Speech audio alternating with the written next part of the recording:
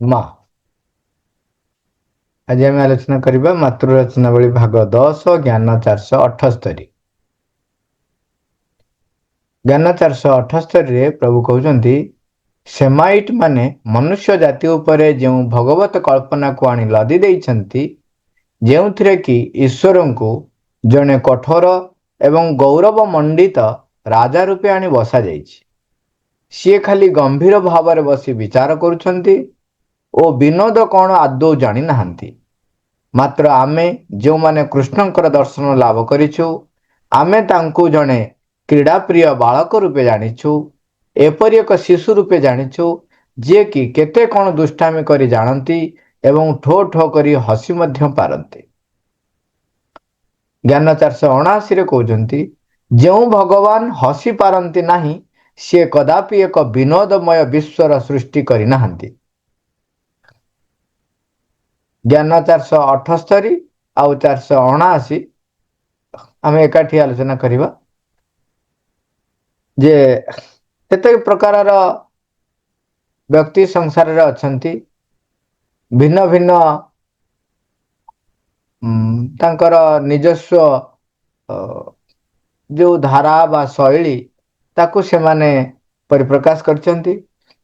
ଯେମିତି ଆମେ ଗତକାଲି ଆଲୋଚନା କରୁଥିଲେ ଯେ ସେଇ ସେମିଟିକ୍ ବା ଯେଉଁମାନେ ସବୁ ଖ୍ରୀଷ୍ଟିଆନିଟିର ଯେଉଁ କଳ୍ପନା ଯେ ଭଗବାନ ହେଉଛନ୍ତି ଅତି ନିଷ୍ଠୁର ଏବଂ ସିଏ ପୁରା ଅତି ନିଷ୍ଠୁର ବିଚାରକ, ଯିଏକି କେବେ ହସି ଜାଣନ୍ତି ନାହିଁ, ଖେଳ କୌତୁକ ଜାଣନ୍ତି ନାହିଁ। ଇଏ କେବଳ ଯଦି ତମେ କିଛି ଭୁଲ କଲ ତେବେ ସେ ଦଣ୍ଡର ଅଧିକାରୀ ତମେ ହେଲ, ତାଙ୍କ ନ୍ୟାୟରେ ସେ ତୁମକୁ କେବେ ଛାଡ଼ିବେ ନାହିଁ। ଏମିତି ଗୋଟେ ସିରିୟସ୍ ଷ୍ଟ୍ରିକ୍ଟ ଜଜ୍, ଅଥରିଟିଆନ୍, ଲ ଯୁକ୍ତ ମାନେ ନିୟମ ଯୁକ୍ତ, ଏଇସବୁ ଭାବରେ କେତେ ପ୍ରକାରର ଥାନ୍ତି କିଛି କିଛି ଗୋଷ୍ଠୀ, ସେମାନେ ଏଇ ପ୍ରକାରର ବିଶ୍ୱାସ କରନ୍ତି। ଲୋକମାନେ ମତେ ଲାଗୁଛି ଯେ ସେ ସମୟରେ ଲୋକମାନେ ଯେଉଁ ଚେତନାରେ ରହିଥିଲେ ସେମାନଙ୍କୁ ଗୋଟେ ତଥାକଥିତ ଯେଉଁ ସାଂସାରିକର ଅତି ପଶୁ ପ୍ରବୃତ୍ତିରୁ ମୁକ୍ତ କରିବା ପାଇଁ ବୋଧହୁଏ ଏଇଭଳିଆ କିଛି ଗୋଷ୍ଠୀ ପ୍ରଥମେ ସୃଷ୍ଟି ହେଇଥିବେ।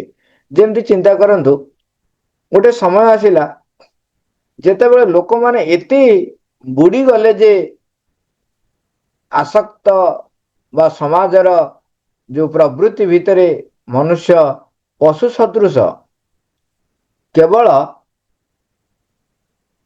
ସେଇ ପ୍ରବୃତ୍ତି ଭିତରେ ବୁଡ଼ିଗଲା, ସେତେବେଳେ ଶଙ୍କରାଚାର୍ଯ୍ୟଙ୍କର ଆବିର୍ଭାବ ହେଉଛି ଏବଂ ସିଏ କହୁଛନ୍ତି ଏ ସଂସାର ପୂର୍ଣ୍ଣ ମିଛମାୟା, ତେଣୁ ଏଥିରୁ ତୁମେ ମୁକ୍ତି ପାଇବା ପାଇଁ ସନ୍ନ୍ୟାସ ହିଁ ହେଉଛି ଗୋଟେ ପ୍ରକାର, ଗୋଟିଏ ହିଁ ମାର୍ଗ। ତାପରେ ସମୟ ଚକ୍ର ବଦଳିଲା, ତାପରେ ଅଦ୍ୱୈତବାଦ ପରେ ଦ୍ୱୈତବାଦ ଆସିଲା। କାହିଁକି ନା ଯେତେବେଳେ କହୁଛନ୍ତି, ବୁଦ୍ଧ କହୁଛନ୍ତି ଠିକ ଅଛି, କାମନାର ବିନାଶରେ ଦୁଃଖର ବିନାଶ, ସଂଘ ଗଠନ କଲେ ଯାହା ଫଳରେ କିଛି କିଛି ଗୋଷ୍ଠୀ ଯେଉଁମାନେ ନିର୍ବାଣ ପାଇଁ ଚେଷ୍ଟା କରିବେ, କିନ୍ତୁ ସେମାନେ ତଥାପି ବି ସମାଜ ଭିତରେ ରହିଥିଲେ। ଗୋଟେ ଗୋଟେ ସମୟ ଥାଏ ଯେଉଁ ସମୟରେ କୋଉ ପ୍ରକାର ବ୍ୟକ୍ତି କୋଉ ପ୍ରକାରର ଚିନ୍ତା ଚେତନା ଧାରଣାକୁ ଗ୍ରହଣ କରନ୍ତି, ମତେ ଲାଗୁଛି ସେ ସମୟରେ ଏମିତି ହେଇଥାଇପାରେ, କିନ୍ତୁ ତାପରେ ତାକୁ ଧରି ରଖିବାଟା ହେଉଛି ଏକ, ଆମେ ଯଦି ଦେଖିବା ପରମଙ୍କର ସୃଷ୍ଟିରେ ଏକ ବଡ଼ ମାନେ ପଥଭ୍ରଷ୍ଟ କୁହନ୍ତୁ ବା ଦେଖନ୍ତୁ, ଯେତେବେଳେ ଅଗ୍ରଗତିର ଏକ ସୁଅ ଚାଲିଛି, ତା ଭିତରେ ଆପଣ ଯଦି କହିବେ ମୁଁ ଗୋଟିଏ ଜାଗାରେ ସ୍ଥିର ହେଇକି ରହିବି, ତାହେଲେ ଆପଣ ସତ୍ୟକୁ ବିରୋଧ କରୁଛନ୍ତି। ଆପଣ ସତ୍ୟକୁ ବିରୋଧ କରୁଛନ୍ତି, ଚିରନ୍ତନ ଅଗ୍ରଗତିକୁ ବିରୋଧ କରୁଛନ୍ତି, ବିବର୍ତ୍ତନକୁ ବିରୋଧ କରୁଛନ୍ତି। ପ୍ରଭୁଙ୍କର ବା ସେଇ ପରମଙ୍କର ସୃଷ୍ଟିର ପରିପ୍ରକାଶର ଯେଉଁ ଦିଗ ରହିଛି ସେ ଦିଗକୁ ଆପଣ ବିରୋଧ କରୁଛନ୍ତି। ଭଗବାନଙ୍କର ଯେଉଁ ଗୋଟାଏ ଦିଗ ତୁମେ ଦେଖିଛ ଠିକ ଅଛି, ସେ ହୁଏତ ଦେଖିଥିବେ ଯେ ଯେଉଁମାନେ ବିରୋଧୀ ବା ଅଗ୍ରଗତିର ବିରୋଧ କରନ୍ତି ସେମାନଙ୍କ ସେ ପାଇଁ ଭାରି କଠୋର। ଯେତେବେଳେ ଆମେ ଶୁଣିଛନ୍ତି ଯେତେବେଳେ ଶିବ ରୁଦ୍ର ରୂପ ଧାରଣ କରନ୍ତି, ମାନେ ଏମିତି ଏକ ସମୟ ଆସେ ଯେତେବେଳେ ପୁରା ଧର୍ମ ବିରୁଦ୍ଧରେ, ଆକ୍ଚୁଆଲି ଧର୍ମ କହିଲେ ଏଠି କୁହାଯାଉଛି ଯେଉଁ ପରମଙ୍କର ଶାଶ୍ୱତଙ୍କର ପରିପ୍ରକାଶ ବିରୁଦ୍ଧରେ, ସତ୍ୟର ବିରୁଦ୍ଧରେ ଯେତେବେଳେ ଅତି ପ୍ରବଳ ହେଇ ଉଠନ୍ତି ଏହି ଶକ୍ତିମାନେ, ସେତେବେଳେ ସେ ସଂହାର କରନ୍ତି। ସେଇ ସଂହାରଟା କ'ଣ ତାଙ୍କର ଗୋଟିଏ ରୂପ? ତାଙ୍କର କୋମଳମୟ, ପ୍ରେମଯୁକ୍ତ, ହାସ୍ୟମୟ, ଖେଳ କୌତୁକ ପ୍ରିୟ ରୂପ ବି ରହିଛି।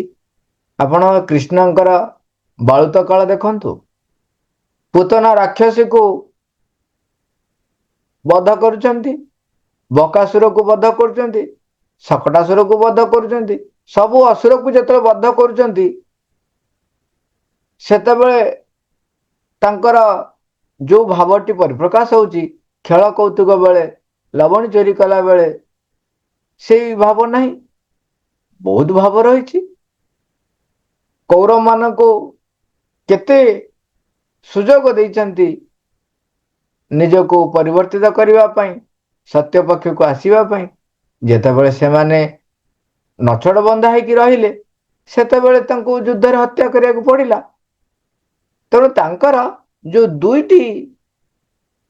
ଆମେ ଦୁଇଟି ଦିଗ ଏବେ କଥା ହଉଛୁ, ତାଙ୍କର ଯେଉଁ ମାନେ ବହୁମୁଖୀ ବିଭାବର ପରିପ୍ରକାଶରେ ଗୋଟିଏ ମାତ୍ର ଦିଗ ଯେ ଜଜମେଣ୍ଟ, କିନ୍ତୁ ତାକୁ ଏମାନେ କ'ଣ କରନ୍ତି, ସେମିଟିକ ମାନେ ଧରିକି ଧରନ୍ତି ଏବଂ ଭଗବାନଙ୍କୁ ଏକ କଠୋର ଶାସକ, ଅତି ନିଷ୍ଠୁର ବିଚାରକ ରୂପରେ ସେମାନେ ଆଣିକି ଆମ ପାଖରେ ତୋଳି ରଖନ୍ତି।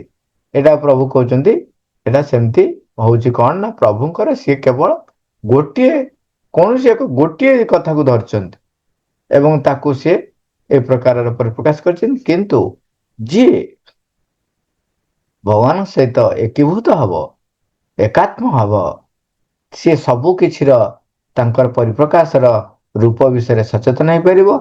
ଆମେ ଭାରତ ବର୍ଷରେ ଦୁଇଟା ଯାକ ରୂପର ଆମେ ଦେଖିଛୁ।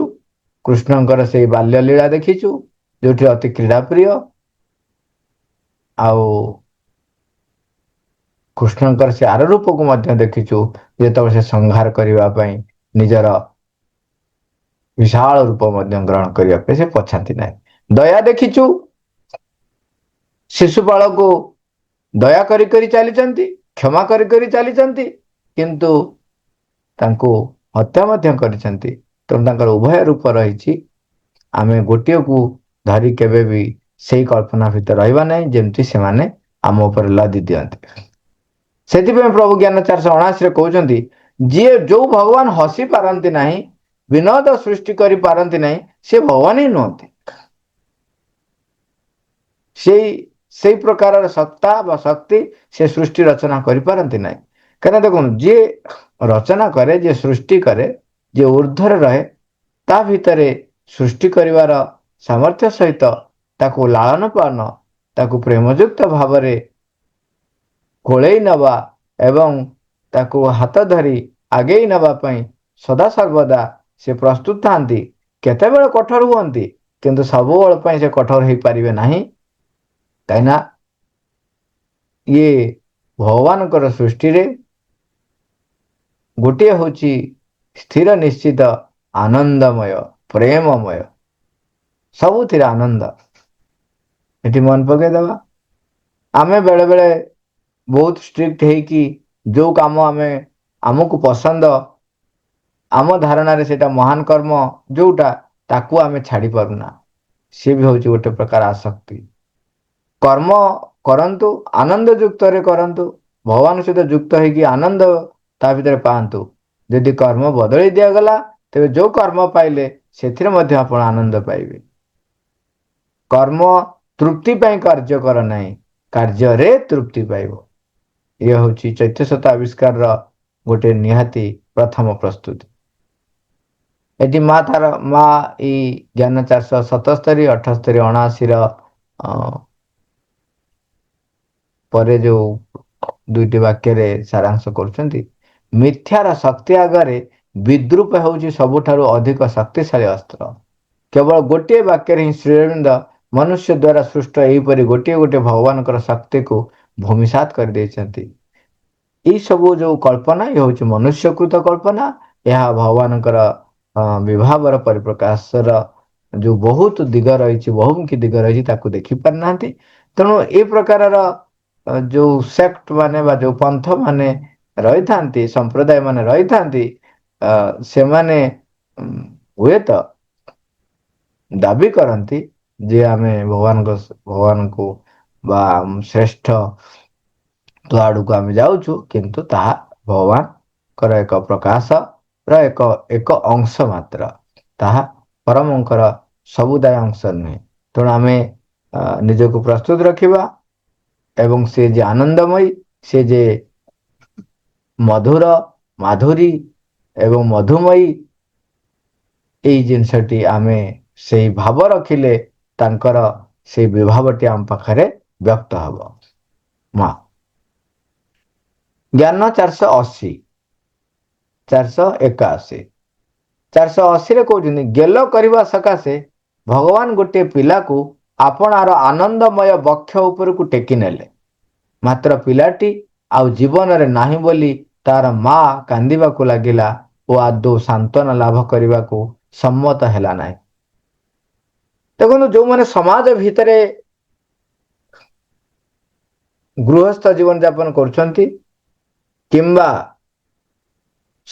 ଯୋଉ ସମାଜର ବାହାରେ ଜଙ୍ଗଲ ଭିତରେ ହଉ କୌଣସି ଏକ ଅନୁଷ୍ଠାନ କରି ସେମାନେ ତପସ୍ୟା କରୁଛନ୍ତି, ସାଧନା କରୁଛନ୍ତି, ସମସ୍ତଙ୍କ ସକାଶେ ସବୁଠାରୁ ବିରୋଧୀ ପ୍ରବୃତ୍ତି ହେଲା ଆସକ୍ତି। ବିରୋଧୀ ହେଲା ଆସକ୍ତି। କୌଣସି ବସ୍ତୁ ପ୍ରତି ଯାହା ଅତି ପ୍ରିୟ ବୋଲି ମୋର ମନେ ହଉଛି, ତାହା ପ୍ରତି ମୋର ଆସକ୍ତି କଣ କରେ, ମତେ ତାର ସତ୍ୟ ଦୃଷ୍ଟି ମୋ ପାଖରୁ ମାନେ ଲୁଚେଇ ରଖେ ସେ ଆସକ୍ତି। ତେଣୁ ଯେତେବେଳେ ପରମ ନିଜେ ବା ମା ଦିବ୍ୟ ଜନନୀ ନିଜେ ଆମକୁ କୋଳେଇ ନଉଛନ୍ତି, ସେତେବେଳେ ତାର ମା କାନ୍ଦେ, କହେ ଯେ ମୋ ପୁଅ ଚାଲିଗଲା ବୋଲି। ଇଏ ସେତେବେଳେ ତା ମାକୁ ଯେତେ ବୁଝେଇଲେ ମଧ୍ୟ ସେ ବୁଝିବାକୁ ରାଜି ନୁହଁ। ଏଇଠି ଆମେ ବହୁତ ଅର୍ଥରେ ବୁଝିପାରିବା। ପ୍ରଥମ କଥା ହେଲା, ଆମର ଯେତେବେଳେ ଆସକ୍ତି ଥାଏ, ଭଗବାନଙ୍କୁ ଯଦି ମୁଁ ଡାକେ, ମାଙ୍କୁ ଯଦି ମୁଁ ଆବାହନ କରେ, ତାଙ୍କର ସହିତ ସଂଯୁକ୍ତ ହବା ପାଇଁ, ତାଙ୍କୁ ପରିପ୍ରକାଶ କରିବା ପାଇଁ ଯଦି ମୁଁ ସଂକଳ୍ପ କରେ, ତେବେ ସେ ଆସକ୍ତିର ବନ୍ଧନ ଗୁଡ଼ିକ କାଟି କାଟି ଚାଲନ୍ତି। ଯେତେବେଳେ କାଳୀଙ୍କୁ ଆହ୍ୱାନ କରିବେ ତ ସରିଲା କଥା। ତୀବ୍ର ଭାବରେ ସବୁ କିଛି ସେ ନଷ୍ଟ କରିଦେବେ। ଯୋଉଠି ଯୋଉଠି ଆମର ବନ୍ଧନ, ଯୋଉଠି ଯୋଉଠି ଆସକ୍ତି, ତ ସବୁ ଭାଙ୍ଗିଦେବେ।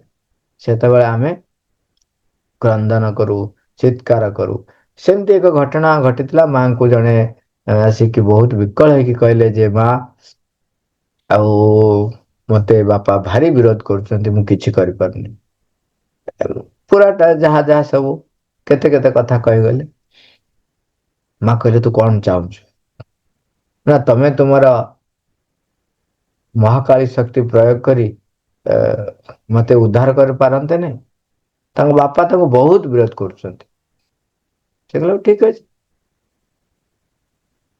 ଅନ୍ ଦ ନେକ୍ସଟ ଡେ ତାଙ୍କ ବାପାଙ୍କ ଦେହ ସିରିୟସ। ତାଙ୍କ ବାପା ହସ୍ପିଟାଲାଇଜଡ। ସେତେବେଳେ ତାପରେ ଇଏ ଭାରି ବ୍ୟସ୍ତ। ହେ ମୋ ବାପା ଏମିତିଆ ହେଲେ, ସେମିତି ହେଲେ, କଣ କରିବି, ଇଏ କରିବି, ଢିଙ୍କି କରିବି, ହେଲେ ବାପାଙ୍କୁ ଇଏ କର। ସେ କହିଲେ, ଦେଖିଲ, ଇଏ ହଉଛି ଆମର ଦ୍ୱନ୍ଦାତ୍ମକ ପରିସ୍ଥିତି। ଯେତେବେଳେ ଯୋଉ ଲକ୍ଷ୍ୟ ଆମେ ସ୍ଥିର କରୁଛନ୍ତି, ସେ ଲକ୍ଷ୍ୟକୁ ପ୍ରାପ୍ତ କରିବାକୁ ହେଲେ ଯିଏ ଯିଏ ବିରୋଧ କରୁଛନ୍ତି, ଯାହା ଯାହା ବିରୋଧ କରୁଛନ୍ତି, ହଉଛନ୍ତି ବା ବିରୋଧ କରୁଛନ୍ତି, ଯାହା ଯାହା ସବୁ ଗୁଡ଼ିକୁ ସେ ଭାଙ୍ଗିକି ଅଲଗା କରିଦେବେ। ଆମର ଆସ୍ପୃହା ଯେତେ ତୀବ୍ର ହବ, ଭାଙ୍ଗିବାଟା ସେତେ ତୀବ୍ର ହବ। ସେତେବେଳେ ଆମେ ଯଦି ନ ବୁଝିପାରୁଛନ୍ତି ତେବେ ଆମକୁ ଯେତେ ସାନ୍ତ୍ୱନା ଦେଲେ ବି ଆମେ ସେ ସାନ୍ତ୍ୱନାରେ ସମ୍ମତ ହଉନଥାଉ। ତେଣୁ ଆମେ ସଚେତନ ରହିବା। ଯେତେବେଳେ ବାଧା ଅସୁବିଧା ବନ୍ଧନ କାଟିବା ପାଇଁ ଆସିଥାଏ ସେତେବେଳେ ତାକୁ ସେଇ ଅର୍ଥରେ ଗ୍ରହଣ କରି ତାକୁ ପାବଚ୍ଛ କରି ଆମେ ଅଗ୍ରଗତି କରିଯିବା। ଜ୍ଞାନ 481। ଯେତେବେଳେ ମୋତେ ଦୁଃଖ କଷ୍ଟ ଅଥବା କୌଣସି ଦୁର୍ଭାଗ୍ୟ ସହ୍ୟ କରିବାକୁ ହୋଇଥାଏ ସେତେବେଳେ ମୁଁ କହେ, ଆଚ୍ଛା, ମୋର ପରିଚିତ ପୁରାତନ ଖେଳ ସଙ୍ଗୀ, ତୁମେ ପୁଣି ମୋତେ କଷ୍ଟ ଦେବାକୁ ଆରମ୍ଭ କରିଛ। ଏବଂ ତାପରେ ମୁଁ ବସିପଡ଼େ ଓ ସେହି କଷ୍ଟଜନିତ ଆନନ୍ଦର, ସେହି ଦୁଃଖ ଜନିତ ହର୍ଷର ଏବଂ ସେହି ଦୁର୍ଭାଗ୍ୟ ରୂପୀ ସୌଭାଗ୍ୟର ଅଧିକାରୀ ହେବାକୁ ଚେଷ୍ଟା କରେ। ତାପରେ ସେ ସ୍ୱୟଂ ଧରା ପଡ଼ି ଯାଇଥିବାର ବେଶ ଦେଖିପାରନ୍ତି ଏବଂ ତାଙ୍କର ଭୂତ ଓ କୀଟ ଗୁଡ଼ାକୁ ମୋ ଠାରୁ ହଟାଇ ନେଇଯାଆନ୍ତି। ଏଠି ସେଇ ଯୋଉ ଆମେ ଆଲୋଚନା କରୁଥିଲେ 480ରେ ତା ପରବର୍ତ୍ତୀ କଣ କଣ ଆମକୁ କରିବାକୁ ପଡ଼ିବ ସେ ସମ୍ପର୍କରେ ଆମକୁ ଟିକେ ସଚେତନ କରାଉଛନ୍ତି। ମୋତେ ତ ନିଶ୍ଚୟ ପ୍ରଥମେ ଲାଗେ ଯେମିତି ମୋତେ ମୋର ସେ ଶତ୍ରୁ ମୋତେ କଷ୍ଟ ଦଉଛନ୍ତି, ଏତେ ପ୍ରିୟ ତମେ ପୁଣି ମୋତେ କଷ୍ଟ ଦଉଛ। କିନ୍ତୁ ଯେତେବେଳେ ମୁଁ ଧୀର ସ୍ଥିର ହେଇ ସେଇ ଯୋଉ କଷ୍ଟ ମୋତେ ମିଳୁଛି ତା ଭିତରେ ଥିବା ଆନନ୍ଦକୁ ମୁଁ ଚାଖି ନେଲି, ପାଇଗଲି, ସେତେବେଳେ ତା ପର ମୁହୂର୍ତ୍ତରେ ମୁଁ ସୌଭାଗ୍ୟର ଅଧିକାରୀ ହେଲି। ଏବଂ ସେଇ ଯୋଉ କଥା ଗୁଡ଼ିକ ମୋ ପାଖରେ ଧରା ପଡୁନଥିଲା, ମୋତେ ଲାଗୁଥିଲା ଯେମିତି ମୋତେ ଏମାନେ ତଳିତଳାନ୍ତ କରିବାକୁ ଆସିଛନ୍ତି। ତାପର ମୁହୂର୍ତ୍ତରେ ଦେଖିବେ ସବୁ କୁଆଡେ ହଟି ଯାଇଛନ୍ତି, ଆମର ଅଗ୍ରଗତି ହେଇଯାଇଛି। ଆମ ଜୀବନରେ ଆମେ ଅନେକ ସମୟରେ ଅନେକ ଅନୁଭୂତି ଆସିଥାଏ, ତାକୁ ଆମେ ଲେଖି ରଖିନଥାଉ, ଭୁଲି ଯାଉ। ଦେଖିବେ ଯେତେବେଳେ କଷ୍ଟ ଆସିଥାଏ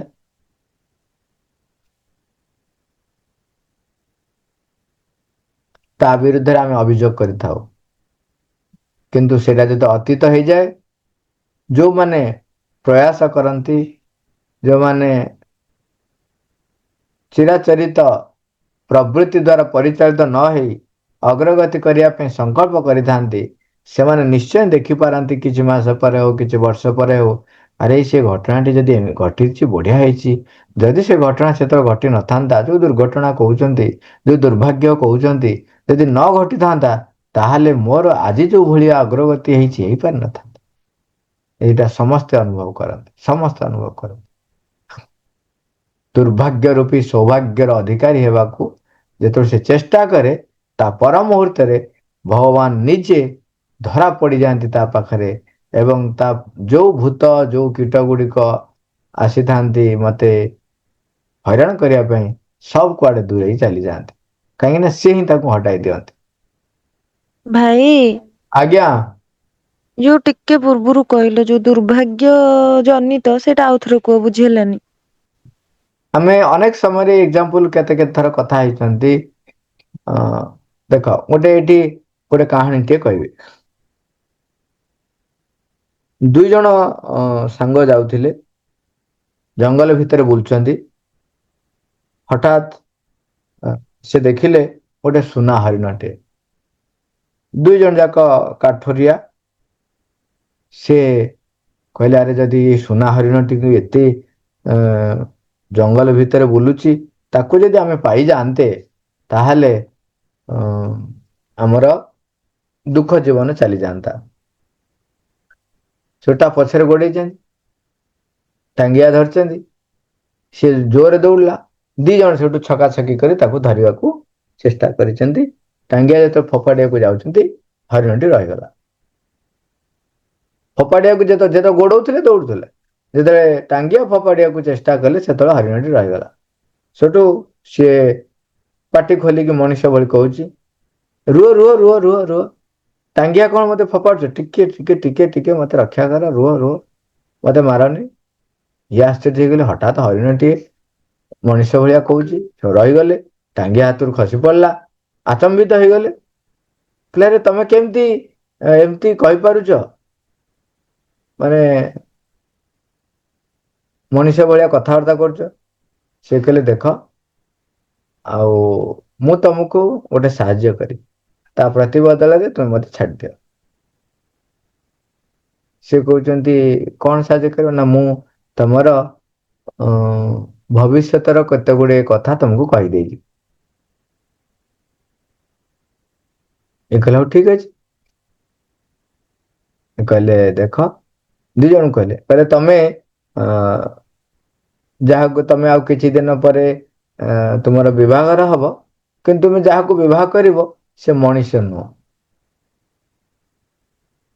ଦି ଜଣ ଯାଙ୍କୁ ସେୟା କହିଲେ। ଇଏ କହିଲେ ଇଏ କି କଥା, ଇଏ ଆମେ ବିଶ୍ୱାସ କରୁନୁ। ଇଏ ଗୋଟେ କଥା, ଆମେ ବିବାହ କରିବୁ ମଣିଷକୁ ବିବାହ କରିବୁ ନା କାହାକୁ ବିବାହ କରିବୁ, ଆମେ ତ ମଣିଷ। କହିଲେ କହିଲେ ତା ବି ତାଙ୍କର ଯୋଉ ତୁମର ଯୋଉ ସନ୍ତାନ ସନ୍ତତି ହେବେ, ସେମାନେ କେହି ମାନେ ଶିଶୁ ସଦୃଶ ନ ହେଇକି ବୃଦ୍ଧ ସବୁ ହେଇଯିବେ ଅଳ୍ପ ଦିନରେ। ଇଏ କହିଲା ଇଏ କି କଥା, ଇଏ ସବୁ କପଳ କଳ୍ପିତ କଥା କହୁଛୁ। ଇଏ ନିଶ୍ଚୟ ତୁ ଗୋଟେ ତାନ୍ତ୍ରିକ କି କୋଉଠୁ ଆସୁ କିଏ କହ। କହିକି ଯେତେବେଳେ ତାକୁ ଧରିବା ପାଇଁ ଚେଷ୍ଟା କରୁଛନ୍ତି, ସେ ଉଭାନ ହେଇଗଲା। ବର୍ତ୍ତମାନ ତା ଭିତରୁ ଜଣେ ବ୍ୟସ୍ତ ହେଲେ, କହିଲେ ବେକାରିଆ କଥା ଗୁଡା କହି ସେ ତାର ଦୈନନ୍ଦିନ ଯୋଉ କାର୍ଯ୍ୟ ଯେମିତି କରେ, ସେ ସେଇଥିରେ ତାର ମାତି ରହିଲା।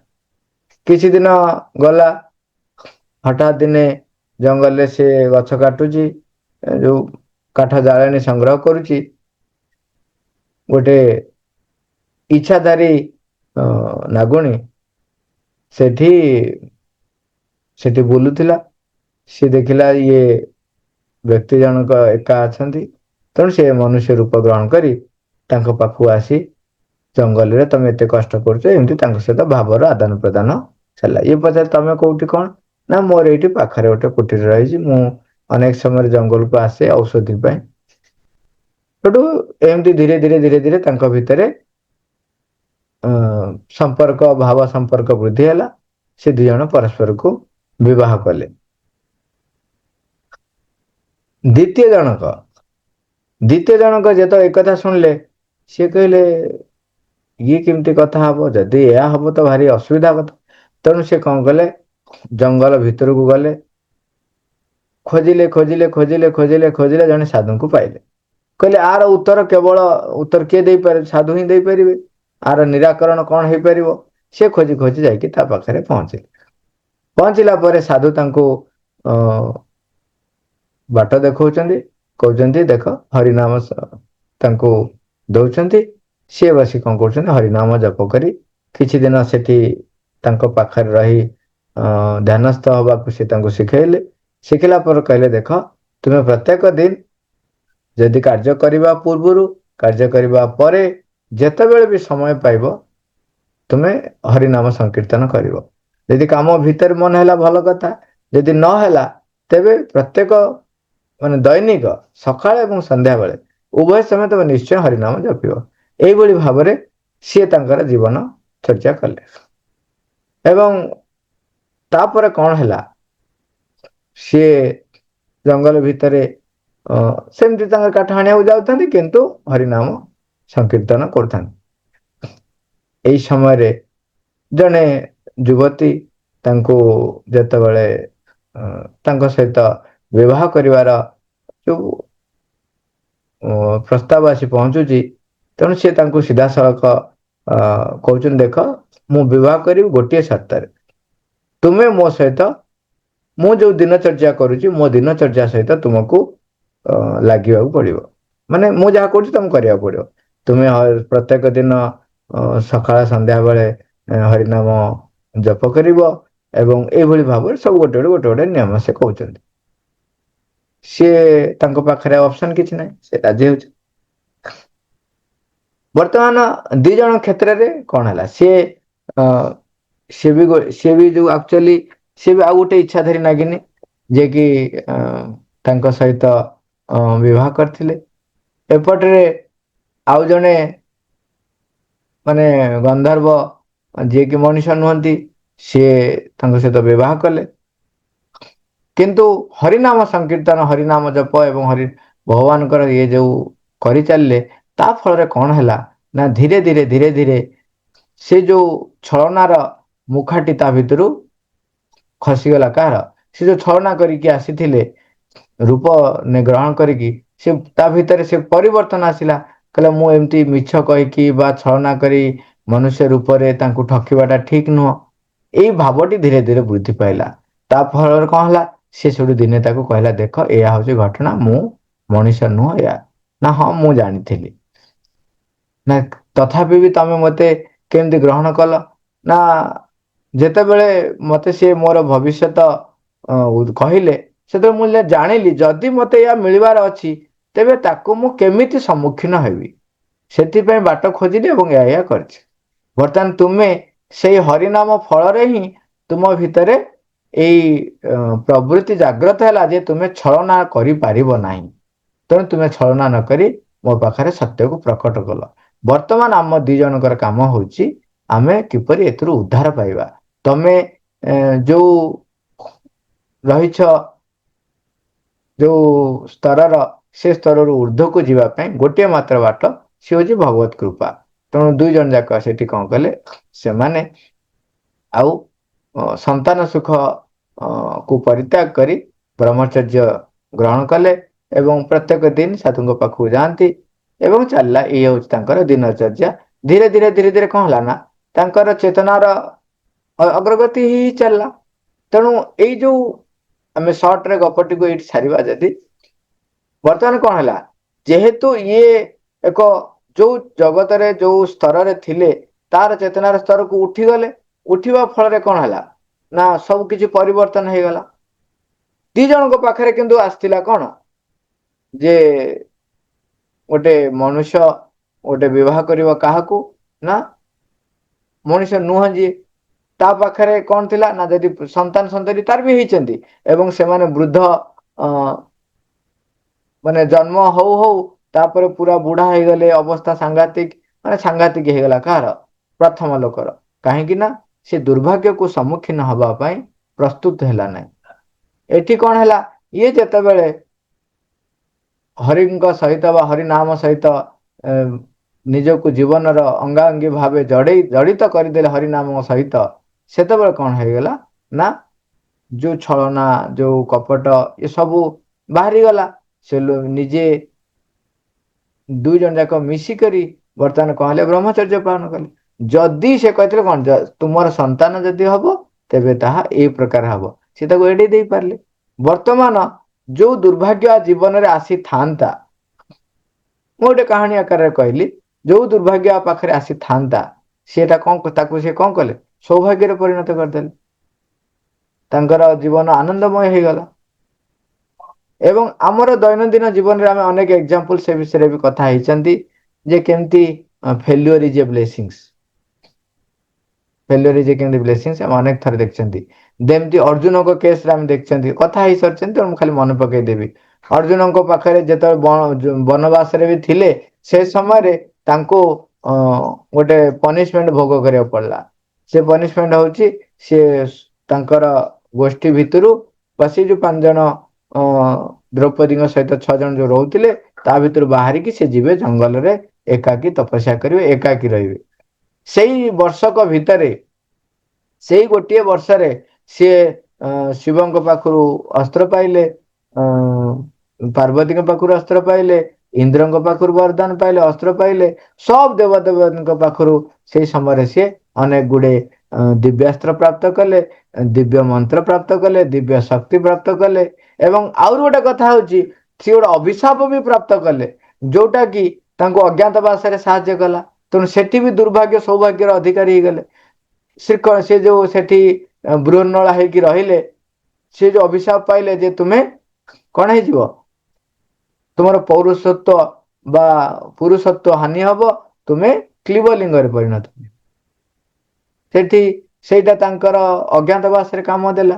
ତେଣୁ ଦୁର୍ଭାଗ୍ୟଟି ସବୁବେଳେ ସୌଭାଗ୍ୟର ଅଧିକାରୀ ତୁମେ ହେଇଯିବ, ଯେତେବେଳେ ତୁମେ ଏଇ ଯୋଉ ଆମ ଜୀବନରେ ଯୋଉ କଷ୍ଟ ଆସେ ବା ଦୁର୍ଭାଗ୍ୟ ଆସେ, ତା ଭିତରେ କିପରି କିପରି ପ୍ରଭୁଙ୍କ ସହିତ ସଂଯୁକ୍ତ ହବା ପାଇଁ ଯୋଉ ରାହା ରହିଛି, ସେ ରାହାଟିକୁ, ସେ ବାଟଟିକୁ ଆମେ ଯଦି ଧରିଦଉ। ମା, ଥ୍ୟାଙ୍କ ୟୁ ଅଲ୍ ରୋବର।